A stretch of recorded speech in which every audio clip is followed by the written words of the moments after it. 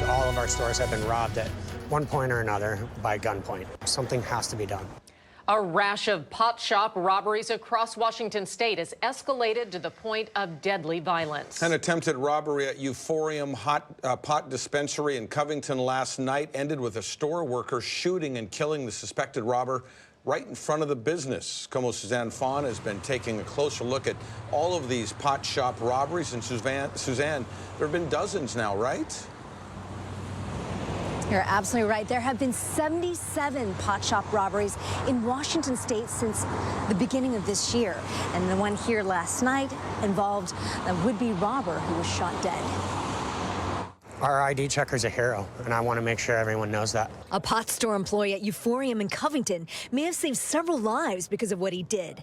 Thursday night, some terrifying moments played out in front of the cannabis dispensary. One of our employees was on break in his car. He exited his car and was walking back towards the store. The perpetrator came up behind him and wrapped his left arm around him and then put a gun to him. The employee and suspected robber made it to the front of the business, but the armed ID checker stopped the attempted robbery, shooting and killing the suspect. Our ID checker has a CCW, and he works at Rev Arms next door, and he's armed. These violent robberies are happening more and more often now. We checked in with Bellevue Police Department. They've had 3 armed pot shop robberies so far this year. Jim Fuda is with Crime Stoppers Puget Sound. They're hitting regionally, Kitsap County, Snow County, the King County, and in certain cities, Seattle, Bellevue, like you've seen. For the owners of these pot shops and that are a cash-only business, makes them more vulnerable. To try and crack down on the thieves, Cannabis Professionals Network and Crime Stoppers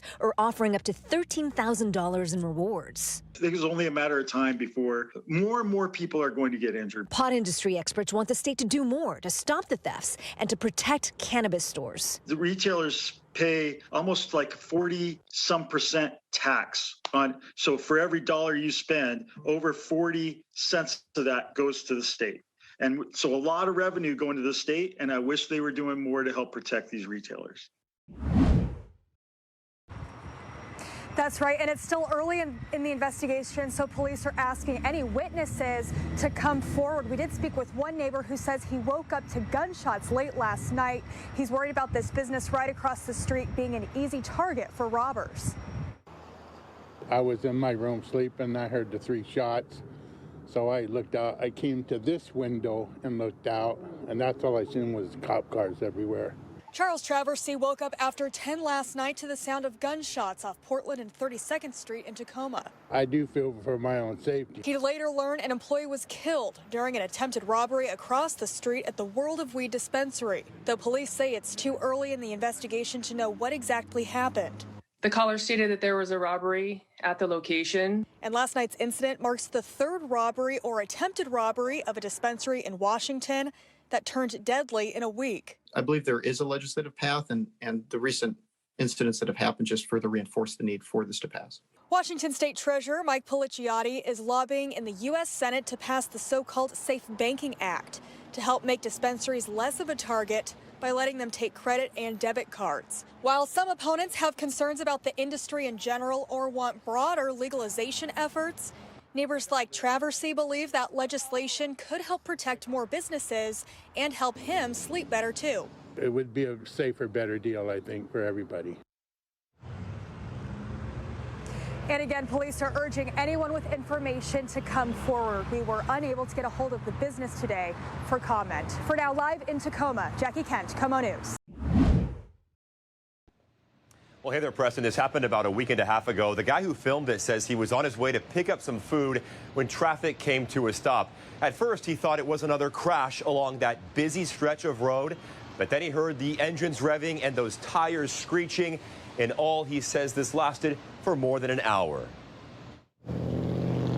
At the intersection of East Portland and 48th in Tacoma, these tread marks serve as a reminder for a night David Longwell won't soon forget. I come home to feel safe, and it's out of control. And this is what he's talking about. Drivers taking turns drifting earlier this month, the crowd watching close by. A call to South Sound 911 hitting a dead end. I couldn't believe my ears when I heard it from 911 basically saying, we're sorry. Nothing's going to happen. At one point, he tells me a man pulled a gun on him because he was filming. And in this clip, a van hops the curb to get around that standstill. Longwell said the backup stretched to I-5. Does somebody have to die to get any response? To get anybody from the city to come to do anything? It's an issue law enforcement has tried to tackle, but admits officers are outnumbered, and at times, they too are threatened. Late last year, the Pierce County Council passed stay out of areas of racing or SOAR, in order that if someone is busted, they could be arrested and have their car impounded for 15 days on the first offense and 30 days for a second strike. Longwell just wants to see politicians and police do their jobs. Help us people. Make us feel like our money's going somewhere. Oh, there was a solemn intensity about it, Michelle, and the heartache it was plain to see on the faces of the people who lined this street as Deputy Calata's body passed on by. He was brought into this building over here to undergo an autopsy, even as plans get underway to plan a public celebration of his life. Just behind the motorcycle officers came the body of Dom Calata inside a tactical vehicle. Like an embrace, his fellow SWAT team members surrounded him on the outside. That was perfect because that's what he would have wanted, to be with his brothers, to have one last ride in the Bearcat. More than 100 people gathered outside the medical examiner's office waiting for Calata, who was fatally wounded during a shootout on Tuesday. Sergeant Rich Scaniff was also shot during that SWAT team operation, but managed to join Calata for this procession. He sat in the Bearcat with Dom as they made their trip over here. Calata and Scaniff both came under fire while trying to arrest an assault suspect in Spanaway. Not many details of the operation have been released, but the outpouring from the community has been ongoing ever since. To be an Army veteran and then to give more of his life to our community, I was just heartbroken for his family. You know, that's the risk you do take. It's sad that happens. Calata died Wednesday, but remained at the hospital for several more days so doctors could carry out his final wish, which was to donate his organs. He might not be here, but his legacy is going to continue to live on in these other people's lives. Calata worked for the Sheriff's Department for 6.5 years and previously had served in the Army. He is survived by a wife and 4-year-old son. This procession was just a small thank you for a man who gave his life serving his community. I think it's very honorable that they do something like that. I was sad.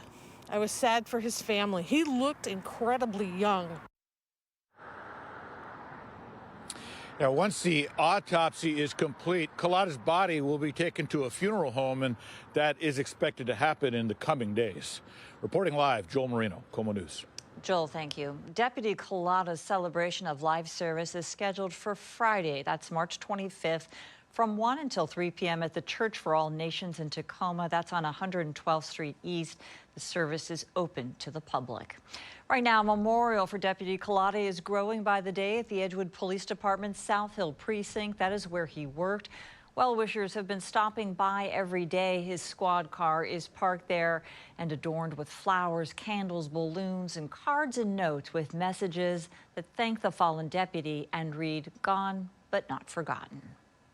Make sure to stay with the KOMO News Network as we follow those services and memorials for Deputy Calata. We will have the very latest on KOMO News, and of course, you can check anytime online at KOMOnews.com. The other deputy shot that day was released from the hospital on Friday. The Pierce County Sheriff's Department released this video of Sergeant Rich Scaniff.